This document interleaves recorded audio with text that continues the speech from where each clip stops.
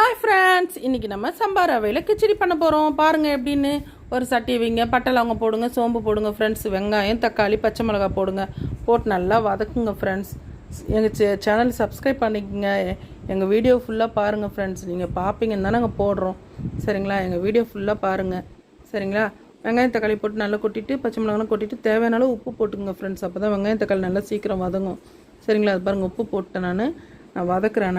இந்த சம்பார் ரவை நம்ம வறுக்கலாம் தேவையில்லை, அப்படியே எடுத்து வச்சு அப்படியே யூஸ் பண்ணிக்கலாம் ஃப்ரெண்ட்ஸ். இது எனக்கும் என் பொண்ணுக்கு தான் செய்கிறேன். அவங்க அப்பா மீல் மேக்கர் போட்டால் சாப்பிட மாட்டார். அதனால் எங்கள் 2 பேருக்கு எங்கள் இஷ்டத்துக்கு மீல் மேக்கர் வேணுமானு கொட்டுறேன் பாருங்கள். இஞ்சி பூண்டு பேஸ்ட் போடுறேன் ஃப்ரெண்ட்ஸ். இஞ்சி பூண்டு பேஸ்ட் போட்டு நல்லா வதக்கிக்குவோம். நல்லா அந்த இஞ்சி பூண்டு வாசனைலாம் போகிற வரைக்கும் நல்லா வதக்குவோம். வதக்கிட்ட பிறகு நம்ம கரம் மசாலா கொஞ்சம் கொட்டுறேன். கரம் மசாலா கொட்டு நல்லா கிண்டிக்குங்க. அதுக்கப்புறமா இந்த மீல் மேக்கர் போடுறோம் ஃப்ரெண்ட்ஸ். இது எங்களுக்கு 2 பேருக்கு பிடிக்கும், அதனால தான் எங்கள் 2 பேருக்கு மட்டும் செய்கிறேன், சரிங்களா? இந்த பொடி மீல் மேக்கர்னால் நல்லா மசாலா ஏறிடும், அதனால் கொஞ்சம் அதிகமாக போட்டிருக்கேன். போட்டு நல்லா வதக்கலாம் ஃப்ரெண்ட்ஸ், இந்த கரம் மசாலாவோடு சேர்த்து. அதுக்கப்புறம் வீட்டு மிளகாத்தூள் தேவையான அளவு போடுறேன். போட்டு நல்லா வதக்கிக்குவோம். வதங்கின பிறகு நம்ம தண்ணி தேவையான அளவு ஊற்றிக்கலாம், சரிங்களா ஃப்ரெண்ட்ஸ்? பாருங்கள், தண்ணி தேவையான அளவு ஊற்றி கொதிக்க விட்ருங்க. நல்லா கொதித்து வரும்போது நம்ம இந்த ரவையை கொட்டி கலக்கிக்கலாம், சரிங்களா? நல்லா கொதிக்கிட்டோம். இங்கே பாருங்கள், நல்லா கொதித்து வருது.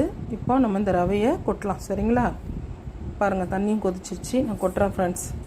1.5 கப்பு தான் நான் போடுறேன் எங்கள் 2 பேருக்குன்றதுனால. இதுக்கு நம்ம போடுறது கம்மியாக தான் இருக்கும், ஆனால் நிறைய வரும் ஃப்ரெண்ட்ஸு, சரிங்களா? மூடி வச்சு பாருங்களேன், நிறைய வரும். 1.5 கப்பு போட்டு நல்லா ஒரு 5 நிமிஷம் கொதிக்க விட்டு மூடிடுங்க. ஸ்லோவில் வச்சு மூடிட்டிங்கன்னா நல்லா அழகாக வெந்து வந்துடும். அதுக்கப்புறம் இறக்கி நம்ம சாப்பிட வேண்டியதான். இன்னைக்கு கொஞ்சம் நெய் போட்டுனா போட்டுக்கலாம், ஆனால் நான் எண்ணெயை நிறைய ஊற்றிட்டேன், அதனால் நெய் வேண்டான்னு சொல்லிட்டு நிறுத்திட்டேன். ஆனால் நீங்கள் கொஞ்சம் நெய் தேவைன்னா கூட போட்டுங்க, சரிங்களா? புதினா கொத்தமல்லி போட்டு இறக்கிட்டேன். இது தண்ணி அதிகமாக இருக்குன்னு நினைக்காதீங்க. ஆடவுன்னு இந்த தண்ணிலாம் இருக்காது, ட்ரையாக இருக்கும், ஓகேவா? தேங்க்யூ ஃப்ரெண்ட்ஸ், எங்கள் வீடியோ பாருங்கள்.